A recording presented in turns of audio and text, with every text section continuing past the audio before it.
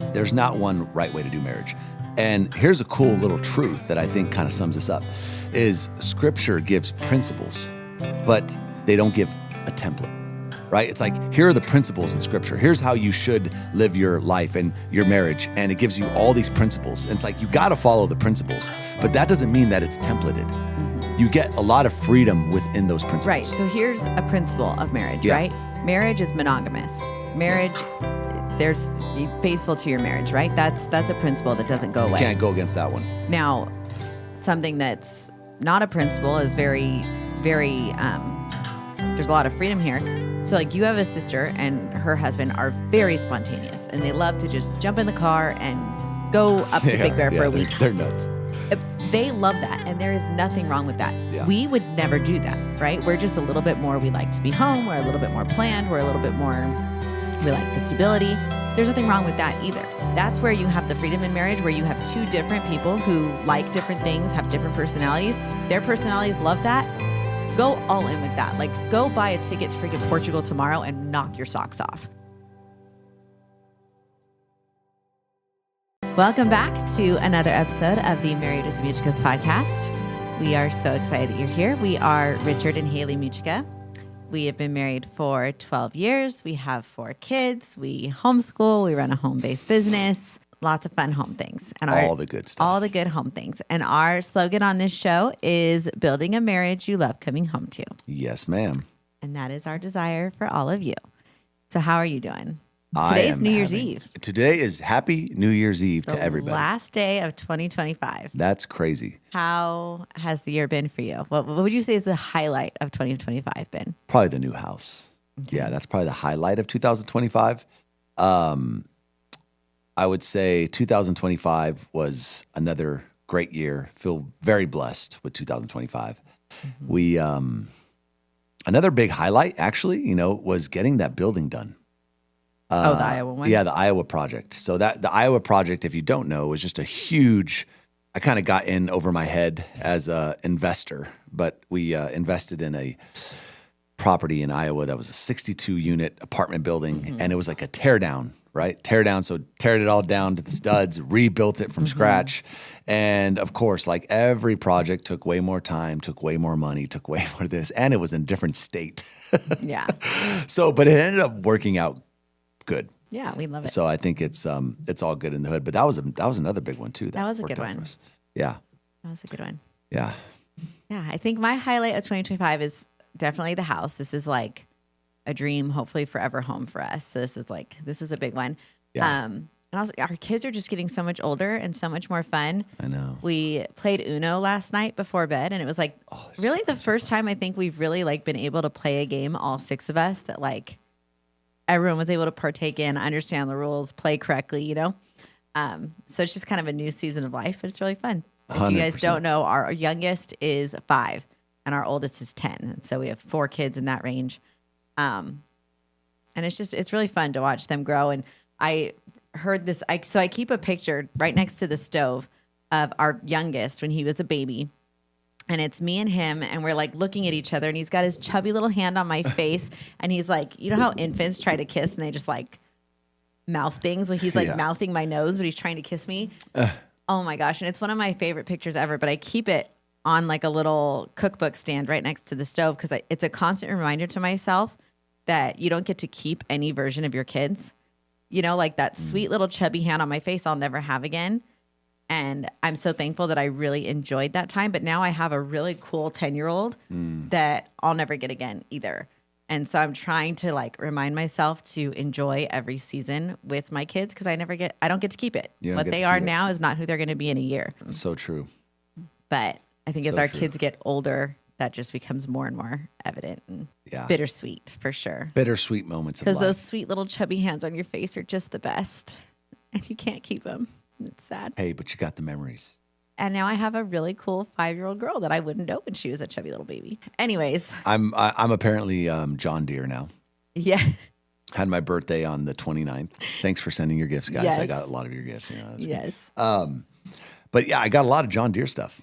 You got John Deere hats. You got a couple cowboy hats. Cowboy hats. Guys, I unlocked a new We should put Ishmael. Put the photo on the screen right So now. Richard got a pair of camo overalls. I didn't know this was a thing for me, but oh my gosh, Apparently it's a thing. Apparently it's a thing, and he put them on with no shirt, just his camo overalls and his cowboy boots and a cowboy hat, and I almost melted. Fell in love. Like I was blushing, and I was like, "Oh my gosh!" It was love at first sight, huh? all over again. All over again. Jeez. Oh, so cute. Man. So Good times. cute. Good times. You're farmer rich. That's right. And I'm growing the beard out, so I got the whole thing going. Love it. Mm-hmm.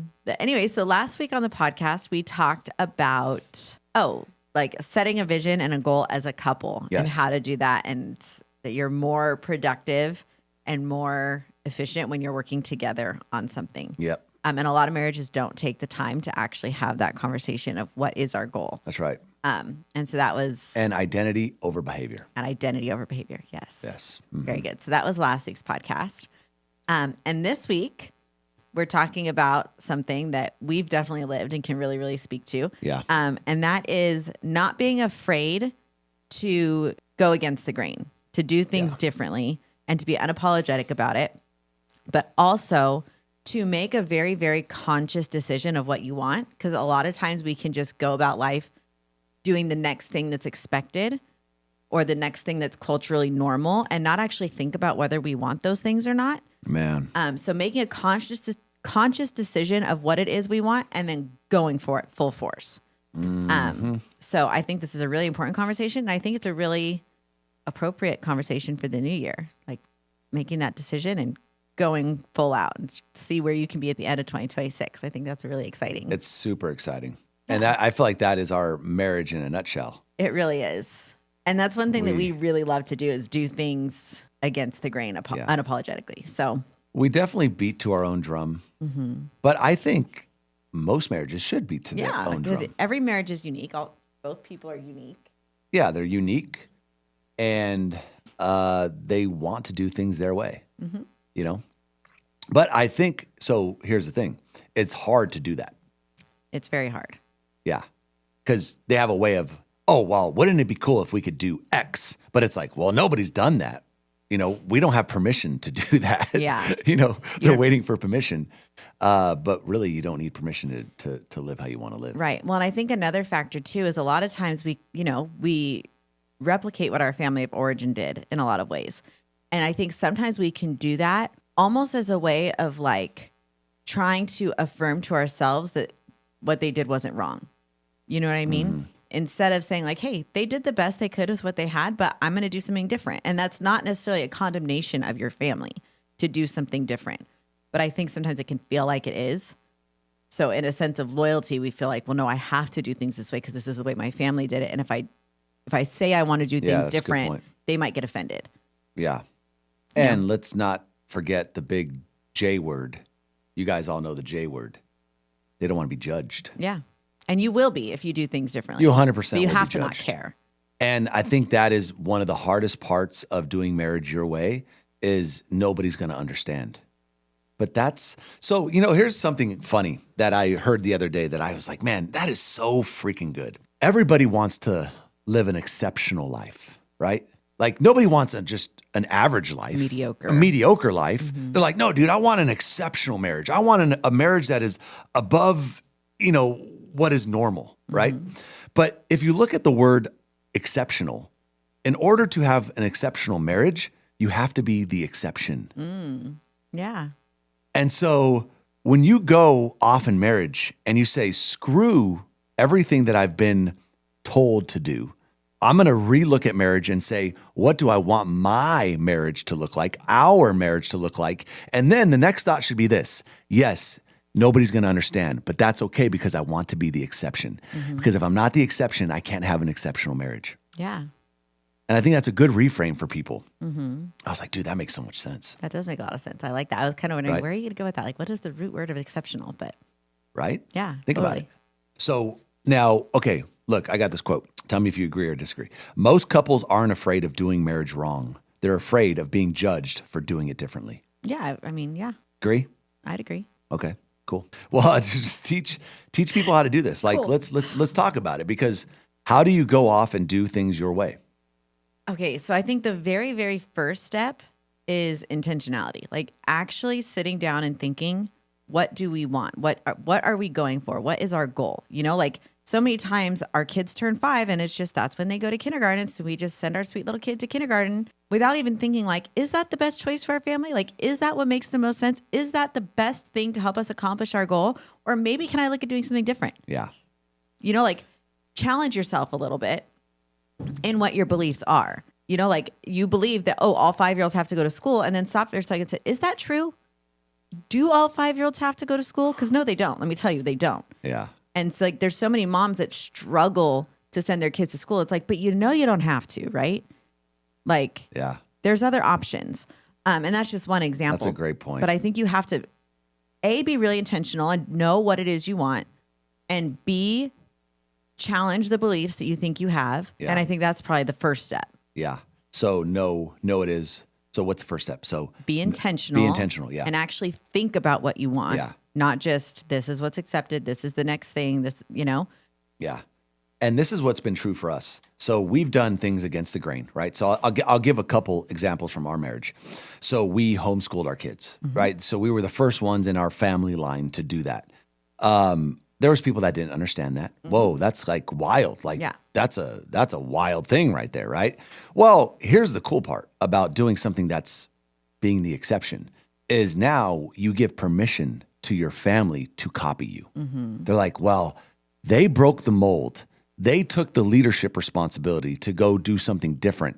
Now, once you've done that, you give everybody else in your family the permission to say, I want to do that too. Yeah, which has been so interesting. Which has been very interesting because that's happened to us in a lot of different areas. You know, we chose, I'll give you another one. We chose to get up and move. Whoa, nobody in our families moved. Like nobody believed in moving. It was an unfathomable decision to your Move? family.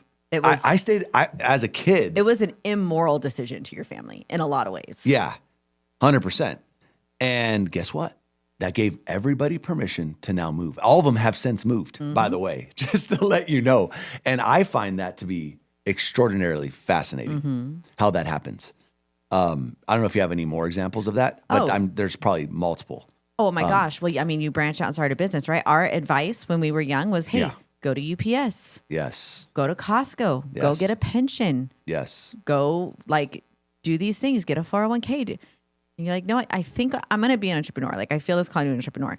That was, I mean, people thought we had lost our minds. Yeah. Yeah. Well, I'll give you another one. Okay. I mean, this is you. I don't know if you're cool with me sharing. I think you're cool with me sharing. I'm sure I'm fine with it. Botox. Oh, heck yeah. Yeah, Haley's like, dude, Shoot I'm gonna it go up, get baby. I'm gonna go get Botox. I want to look better. And my family was like, dude, we can't like do that. But like, all of a sudden, Haley gets Botox. Well, maybe I can get Botox, right? So like, it's just these things in your life that you say, wait, I want to do this. This is what I want to do, Yeah. and you just go off and do it. Well, and with the Botox thing, so I'm just going to use that example to draw out like how you can challenge beliefs. Yeah. Because the belief yeah, was, sorry. you know, as a Christian, you have to age gracefully and you have to like, you can't alter your body in any way, right? The beauty's on the inside. The beauty, right? Which is also important and is more important, 100%. But it's whatever. That's a different conversation. But Yeah. the belief I'm going to challenge is, well, wait a second. How come it's okay to paint your nails and it's okay to dye your hair? Those are all it's okay to put on makeup. Why is that okay? But this other thing's not okay. Like you can't just draw these imaginary lines and say that they're fact. Like it's okay to challenge those things and say, well, I don't know that I agree with that. You know, like why is it, I don't know. There's so many of those kinds of things, but people assume these beliefs as fact until they take the time to say, Yeah. is that true?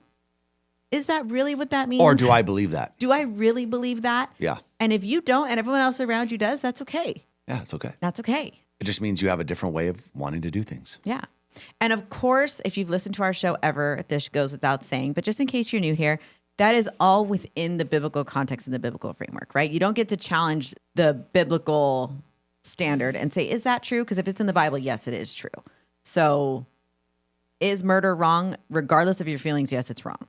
Is lying wrong? Regardless of your feelings, yes, it's wrong, right? So when the Bible says something, we don't argue with that. But other things that are cultural, like, hey, you have to send your kid to school at 5, I'm going to challenge that a little bit. Or, hey, you can't move them more than 5 miles away from your mom. I'm a grown adult. I'm going to challenge that one a little bit, and it's okay to do that. Yes. You should do that. You should. And stick with your convictions. Like if you really do feel like, no, it is wrong to move more than 5 miles from my mom, stick with that. That's okay. But you also can't put that conviction on other people because that is not a biblical standard. That's your own personal standard, which is fine. But you don't get to put those on other people. You gave me a great Charlotte Mason quote. They said most ideas are everyone's got opinions. They're acquired. either honestly acquired or merely picked up. And most of our opinions are just picked up. And honestly acquired means like doing the work to think through them. Mm-hmm. And most opinions are not that. Most opinions are just picked up. As I've gotten older, I've come to really respect people, even if they hold a different opinion than me. I really respect people who come up to their own conclusions for their own reasons. Mm-hmm. And they might have a conclusion that I'm like, dude, that's a stupid conclusion. Yeah. But you know what? I respect them because they thought about it and they said, based off the evidence, based off of what I've been thinking about, this is how I want to do it. And this is my thought on that. Do you have an example of that, of someone who has a conviction that you disagree with, but that you respect anyways? Well, I mean, I think it's in all different facets of life. I mean, as little as, well, hey, I think, Brett Favre is a better quarterback than Aaron Rodgers. And it's like, here's my reasons for it, right? Like where culture people would say like, dude, Brett Favre is the best of all time. Like you're not going to say like Aaron Rodgers is a better quarterback than Brett Favre in Green Bay. But he's like, no, dude, I think he is. And here's why. He's thought about it. It's not like, oh, Brett Favre's the best ever. It's like, no, dude, Aaron Rodgers is actually twice as good. Let me tell you why. Right. And so it's like the ideas that are merely picked up. I mean, that's a small example, but you can play that scenario out in any type of thing. Right. What's another one? I mean, I'm trying to think of one right now. I can't think of one off the top of my head, or look, somebody that says, dude, homeschool is not the way to go. Yeah. I think that kids should be in school, and here's my reasons why. And I think that they need X, Y, and Z, and research shows X, Y, and Z. And I've come to the conclusion that my kids need to be in school. Totally respect that. Totally respect it. Because they're not saying, oh, that's what everybody does. It's like, no, this is what I've thought through, and this is why I choose to send my kids to school. Now, the only time I don't respect that is when you make that decision or you come to that conclusion for yourself, and now you're going to tell everybody else that that's what they have to do because that's the right thing. Yeah. It's like, no, that's your conclusion for your family, and you're allowed to do that, but you don't get to make conclusions for other people's families. That's right. Yeah. Yeah, you don't get to push it, for sure. So here's 3 lies that are replacing biblical conviction. Okay, lie number 1 is that there's one right way to do marriage. Yes or no? Of course not. There's not one right way to do marriage. And here's a cool little truth that I think kind of sums this up, is Scripture gives principles, but they don't give a template, right? It's like, here are the principles in Scripture. Here's how you should live your life and your marriage. And it gives you all these principles. And it's like, you got to follow the principles, but that doesn't mean that it's templated. Mm-hmm. You get a lot of freedom within those principles. Right. So here's a principle of marriage, right? Marriage is monogamous. Marriage there's faithful to your marriage, right? That's a principle that doesn't go away. You can't go against that one. Now, something that's not a principle is very, very, there's a lot of freedom here. So like you have a sister and her husband are very spontaneous and they love to just jump in the car and go up to Big Bear for a week. They're nuts. They love that. And there is nothing wrong with that. Yeah. We would never do that, right? We're just a little bit more, we like to be home. We're a little bit more planned. We're a little bit more, we like the stability. There's nothing wrong with that either. That's where you have the freedom in marriage, where you have 2 different people who like different things, have different personalities. Their personalities love that. Go all in with that. Like, go buy a ticket to freaking Portugal tomorrow and knock your socks off. I love that for you. Yeah. I'm not going with you. I'm so happy for you. I love it. I'm not going. You know what I mean? So like, there's so much freedom to live how you want to live, as long as there's, those principles aren't stepped on. Yes. I think you summed it up beautifully. Right? Thank you. Yes, that was great. What do you guys think? Give us the, hey, by the way, leave a comment. If you're on live right now, leave a comment. Okay, lie number 2. If people don't understand your marriage, you must be wrong.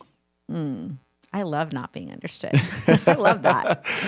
Okay, so I think we should uncover this a little bit. Like, we got to figure out why we're like this. I know. Me and Haley are like little rebels, and somewhere in our identity, it's like we love being opposite of what most people are. I don't know. It's weird, huh? Yeah, it is kind of weird. A psychologist will have to give us a little rundown of why It's we like, do that. oh, most people are over here. It's like, oh, but we're over here. You know, I don't know what it is. But hey, you know, I will say this. I'll tell you this. Do you agree with the statement that 99% of people are sheep? I mean, probably. I don't know what the. Let me give you an example. Okay. And I might ruffle some serious feathers. No, usually I get to do that. I don't know if I want to get into this, but Do it. I'm just going to say it. Look at COVID. Ooh, we're going Okay. there. We're going there. Okay. COVID. How many, percentage-wise, how many people were running around with masks?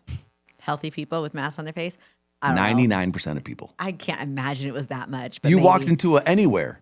Everybody was wearing a freaking mask, right? Were we wearing a mask? No. No, I didn't. And it's like, and we were in everybody, California, so and that we were was- in California. Like it was everything was rough. shut down. Everything was like, we would walk into Costco. You got to put. We're like, dude, we're out of here. I'm not gonna. And I'm not I gonna mean, put on my in freaking other mask. places, like if you're like more in the South or whatever, it maybe lasted a month. For us, Yeah. the mask mandate went on for a year. Yeah, it was forever. Like, it was forever. It was forever. But the reason why I say 99, look, everybody's looking for a leader. And in order to be a leader, you must do what others are unwilling to do first. Because that gives permission to everybody else to say, oh, they're doing it, I can do it too. And sometimes, and not sometimes, all the time in marriage, you have to lead. Like you are leading your marriage. The wife is, the husband is, and a lot of times there's uncomfortable like things you have to do that are against the herd, against the 99, because the 99 are sheep. Right. They are looking for a leader. They are looking for somebody to say, well, if they do it first, I will maybe do it after them. Yeah. Well, Right? okay, and that's and so I don't know. This is my personal opinion, but I could, maybe no, you but disagree. that's a good example of a belief that you can challenge, right? Culturally, the vibe on marriage is that marriage is really hard. Marriage is a grind. You have to just kind of get to the end, but that's the only goal, right? Is just get there. And that's a belief that we rejected from the very beginning. And we said, no, that's not going to be our story. Like we are going to enjoy marriage. We're going to enjoy each other. We're going to prioritize date night. We're going to do these things. And I think really that's shown people around us that maybe didn't know that was possible, that was possible. That was possible, yeah. And there was a lot of fruits to that because in COVID season, guess what? My family, we all saw each other. We all went to go hang out. We were like, dude, and everybody's like, you guys are irresponsible. You're going to get everybody sick. You're going to do this. And we're like, well, dude, look. Which, I mean, just to set some context for that, like we had a 5-year-old, a 3-year-old, a 1-year-old, and a newborn during COVID, right? Yeah. Not to mention we had a 70-year-old and a, But I just really felt as like this is where it comes time where you've got to make a conscious decision and actually think about what you want, right? The development of my children and the development of their emotional stability and their ability to use language and like to read emotional cues from people's faces and like that was more important to me than the idea that somebody in my healthy family could get sick, right? Like that was not that scary of a prospect to me, but the idea of the development of my children in these very, very formative, very, very young, very, very early, very, very important years, that was just like, you had to make that conscious decision. Yeah, that's right. Yeah, that's right. And that was why we did that. It wasn't just whatever people said it was irresponsible. Okay, but when I am the one in charge of raising my children, this feels like the most responsible decision. Amen. Amen, sister. So the thing there is no, it's not right. So if people don't understand your marriage, that does not mean you're wrong. Absolutely not. Lie number 3, healthy marriages all look the same. Oh gosh, that's just, I don't even know if we have to comment on that one. Yeah. Don't believe that lie. Lie number 4, if you're confident, you're being prideful. I think you can be prideful and be confident, but I don't think they're necessary. They're not one and the same. So right here, I have a thing that says confidence is rooted in conviction, not pride. Yeah. I think that's like saying you can have a beard. If you have a beard, you have green eyes. It's like, well, no, I can have green eyes and have a beard, but they're not necessarily one and the same. Like you can be confident and prideful. Sure, there are people that are that, but you can also be confident without being prideful. Yeah. And I think in your marriage, you need strong convictions. Yes. Because you and I have very strong convictions. And those convictions are the ground, the foundation of why we do things the way we do. They're the foundation of decision making. They're the foundation of decision making. Exactly. But I think in marriage, a lot of times what happens is everybody's got convictions. Like, audience now watching this, they're like, man, I have this conviction, but they suppress the conviction Or because they're nervous. or afraid. your conviction can be wrong. Just because you're convicted doesn't mean you're right. It's true. It's true. So if your conviction is that marriage is really hard and marriage is awful and marriage sucks and nobody should get married, sure, that can be your conviction. And you're Yeah. going to be like a heat-seeking missile and you're going to make that true. That's true. But it doesn't mean you're right. Yeah. However, again, going back to the respect principle, if somebody has that conviction and it's well thought out, like if they have a reason for believing this, I still will respect it. I'd be like, okay, well, tell me why you believe this. It's like, well, I believe this because, well, in my family, this, that. It's like, well, that's not a good reason. Like, No. you need to have a concrete reason And for see, and like believing that. something like that, I wouldn't respect, to be honest, because it's not true, right? Like, maybe Yeah, that it's not was true. true in your life, but you also have to be willing to challenge yourself enough to look around and be like, okay, is that true for everyone 100% of the time? Yeah. And if the answer is no, then your conviction's built on nonsense. Yeah. You know what I mean? Like, of course it's not true. Yeah. Do people ever have happy marriages? Yes, very much so. So, no, that's not true. That marriage, maybe you had an awful marriage and maybe you contributed to an awful marriage somehow, but that doesn't Yeah. mean all marriage is just awful. That's a That's good ridiculous. that's a good litmus test, by the way, with anybody. If you're like, well, how do I know if a belief is true? Well, a belief is only true is if it's correct 100% of the time. And if it's not correct 100% of the time, that means it is a belief that you can change. Right. and Like people alter. will say, you can't have everything. Yeah. You can't have money and have a good marriage and have healthy kids. That's not true. That's simply just a belief. That's a belief. It's not true. That you can Because if change. you can look and say, wait, but I have this uncle and they seem to kind of do it, it's like, okay, well, then that's not true. Maybe it was true for you and maybe you made decisions that made that true, but it's not a true belief. Yes. Bang, bang, bang, bang. You Ding, know? ding, ding, ding, ding. Anybody? Yes. So, any more stories on how we kind of have done this? Oh, gosh. Things that we've done against the grain. Move your cup, please. Oh, shoot. Yeah. Got to move the cup. I don't know. I think maybe our like level of affection is maybe one Yeah. that like, hey, that's private. That should be, and obviously we're not having sex in public. That's not what I'm talking about. But like, just to be frank. but our level of affection of PDA Yeah. or whatever you want to call it is definitely higher than the norm. And that's something that we've consciously decided is important to us. It's important to us to show our children, and we're, like that might not be what Yeah. your marriage requires or what you want to go for. And that's okay too. I'm not Yeah. saying that has to be across the board, but that's something that we've made a conscious decision to pursue Yeah. Just intentionally. that's what we want. Mm-hmm. Yeah. 100%.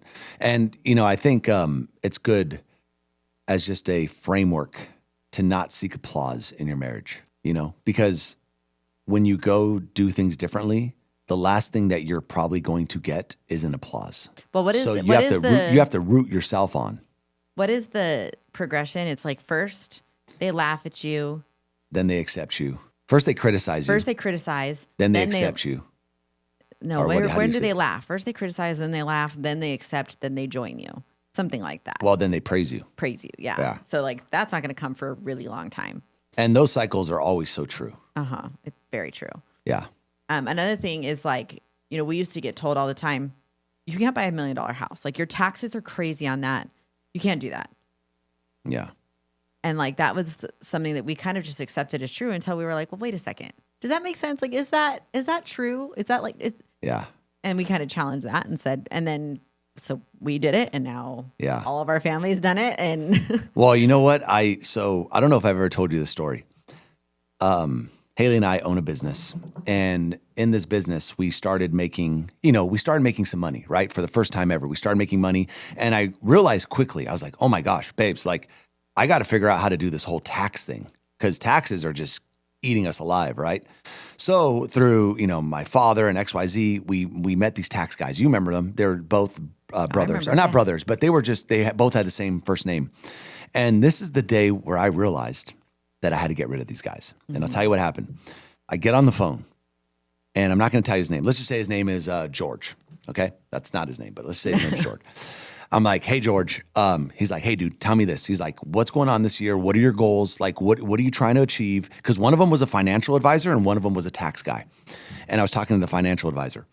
And I said, hey, dude, here's my goal. I said, this is what I want to make happen. And this is what he said. He said, well, Rich, that's a good goal. I like that. But he's like, you can't make that happen this year. Like, that's not going to happen this year. Like, that's a good 5-year. Like, let's put that down. As soon as he said that, Like, I'm out of here. I said, this is not my guy. Like, I need somebody that doesn't have these beliefs. I need them to believe that it's possible. Like, don't tell me it's not possible. I'd rather him say, look, Rich, if you want to do that, this is what's required.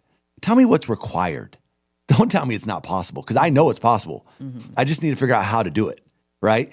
And that was the conversation where I said, this is not my guy. And I think if we look at our lives, we have a lot of these conversations where you got to say, you know what? This person's not my person. Right. They're not on the Instead same of just board. accepting what they say is truth, Yes. saying, this isn't my person. It's not my person. They don't believe how I, want to believe. They don't see how I see, Right. like. And that might even be your parents, right? And so it's not that you have to like completely write them off and say, go no contact with your mom because she thinks that marriage is really hard and you don't believe that, right? But it might mean that, hey, you got to know your parents' strengths, right? If I need help cooking something or if I need to get a stain out of my shirt, I'm going to call my mom, right? Yeah. I'm going to ask her, how do I do that? If your parents don't have the marriage that you want, that's not who you're going to go to for your marriage advice. Doesn't mean you don't love them. That's It doesn't such a mean you good don't point. respect Man, them. that is such good. It doesn't mean you don't honor them, but you have to look and say, you know what? My parents aren't where I want to be financially. That's not where I'm going to go for financial advice. Oh, I such a love good them. point. I'm going to call her when I need to get a stain out of my shirt, but that's not where I'm going for the financial advice. That's such a good point. So I think you have to be really conscious of where you're going for that kind of stuff too. For marriage advice, for parenting advice, for money advice. Go to That's the such people. a good point. How many people default to that? Yes. I'm going to go to my parents for money advice, which sounds like Sounds a smart. good idea. Oh yeah, go to your parents. But then you realize, wait, my parents are broke. What advice are they going to give me? And it's not to say your parents are bad. It's just like, hey, in that area, maybe you don't go to your parents. Yeah. Right? Man, I had to learn that. I had to learn that one too. Not just parents, but just for everything in my life. Anybody. I'm like, why am I asking this guy about marriage advice? Like, he doesn't even have the marriage I want. Right. Right? So like go to church and find the couple that's a little bit older and they're sitting there worshiping with their arms around each other and like go ask them for marriage advice. Yeah, that's right. Well, we were just having a conversation in the car about this. And a lot of times we were talking about like in marriage where you as a human are a heat-seeking missile. You can basically dream up a scenario and you can say, hey, this is what I want. And if you keep that thought forefront in your mind, you will naturally move towards it because it's like the thought, right, that you have.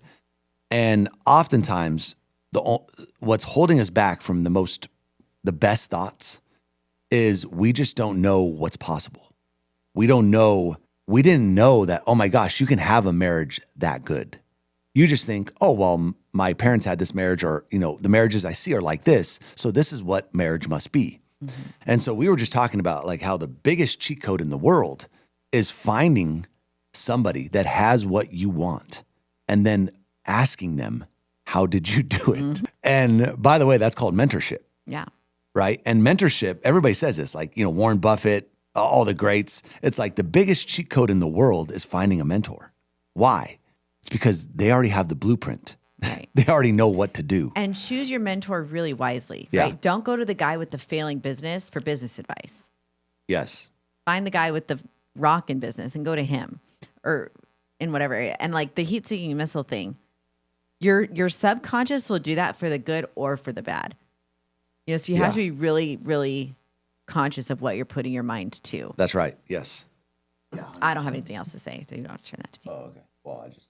Okay. So yes. So anyways. So yeah, family criticism, social media comparison, church culture pressure. That's a probably Okay. a big Well, let's one. talk about social media comparison for a Yeah. second, because that's one of those things that gets a really bad rap culturally, right? It's like social media is just a highlight reel and whatever, and that's okay. And I think you have to be aware of that. But I think it can also show you a different thing that's possible, and that's good, right? So like if you see a beautiful a beautiful kitchen on social media, right? For all you know, the kitchen is beautiful because she stacked all the garbage in the corner and it's not in the frame, but it's still there, right? Yeah, that's For right. all you know, that's the reality. But at the same time, that beautiful kitchen that you're seeing in the picture can serve as inspiration to you. It doesn't really matter that there's trash in her corner. Who cares? So like, be aware that like you're not comparing your life to somebody else, but you can use it as inspiration, and that's a good thing. Yeah, that's right. You don't have to like, oh, but that's not real. Don't write everything off as not real. Just take the inspiration you can get from it and move on. But don't go with that low vibe like, oh, that's not real. That's not real. They probably fight all the time. Oh, they can't afford that vacation. Like, don't go there. Like, just take the inspiration and move on. Mm-hmm. I think that takes a lot of self-awareness. Abraham Lincoln had a great quote. About social media? No. Well, yes, he did, because he was the godfather of social media. He was very aware. He was very aware. He knew social media was going to be big. But he said, Abraham Lincoln said this. He's like, everybody I meet, I learn from. Mm-hmm. And he's I love that. But he said, usually I learn what not to do. What not to do. That's good.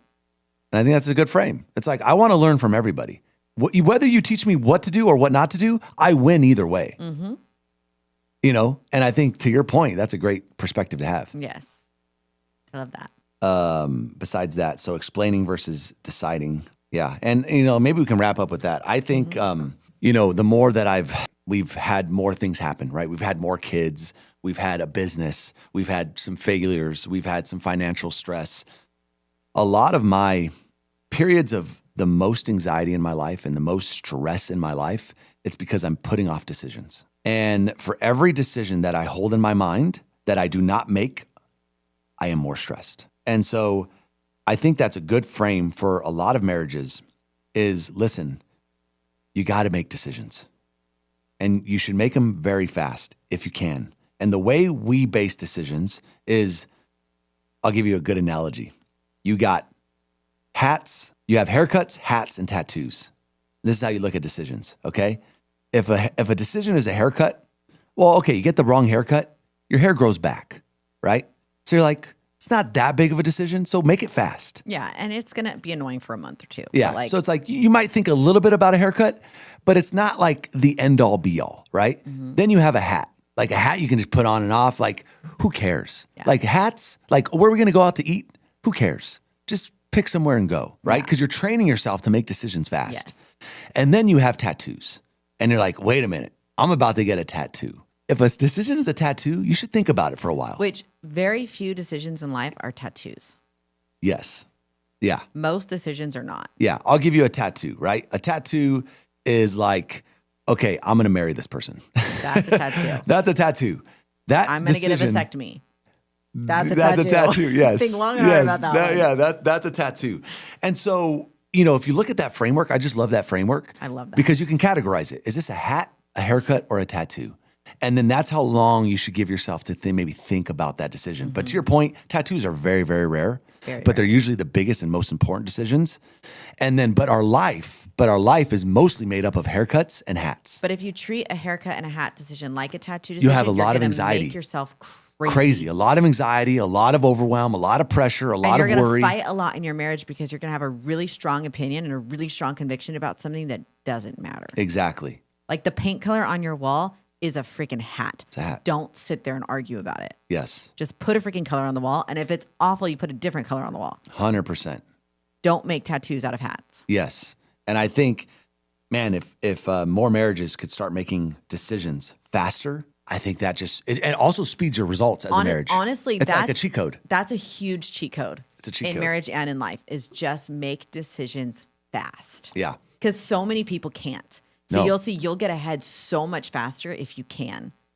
Because so much faster. Everyone else is stuck way back here and you're already 6 decisions ahead because you moved and they didn't. Yeah. Even if you made the wrong one. Yeah.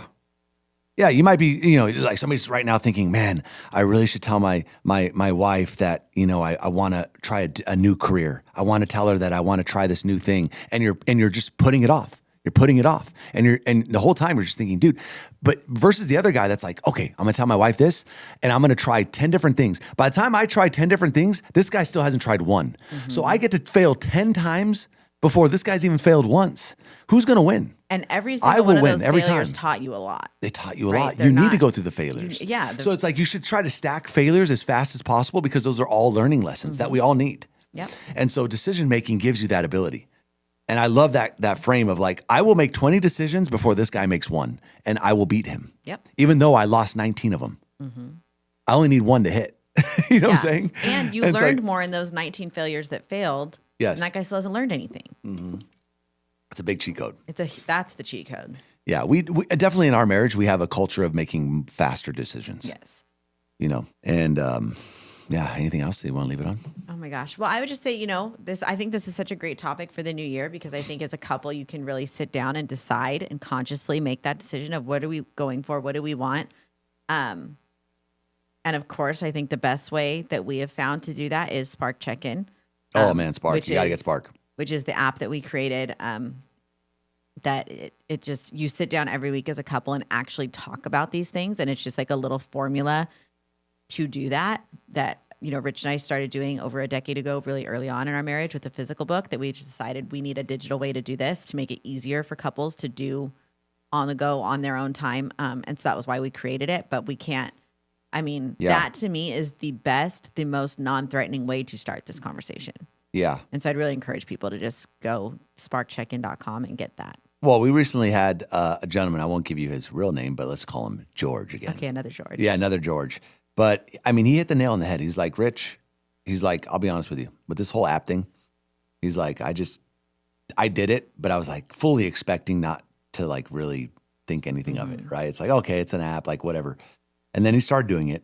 And then he said, honestly, now that I've been using this thing, he's like, every marriage needs this. It's not just for marriages in crisis or marriages that are, doing really poorly that just need to be reconnected. It's for every marriage. Because whether you're in a good season right now or a bad season, you need it. Because communication is the holy grail of marriage. And the better your communication, the better your marriage will be. And every marriage needs it. And whether you're doing good right now, what happens? You can slowly drift a little bit. So it's like preventative if you're doing really well. Not only preventative, but it helps you go to another level in your marriage. And if you're like disconnected, then obviously it's a no-brainer. It's like, well, this brings you back and it gets you realigned and it keeps you aligned, right? So I thought it was fascinating. He's like, dude, every marriage needs this. Yeah, that's cool. Yeah. So Very good. So I think I would just leave people with that. If this is like an intriguing concept. Links in the description, by the way. Yeah, I would just start with that. That's a good way to get that conversation rolling. Yeah. All right. Love it, babes. Good episode. Love you. Happy New Year's, guys. Proud of you. All right. All right. Talk soon. Bye.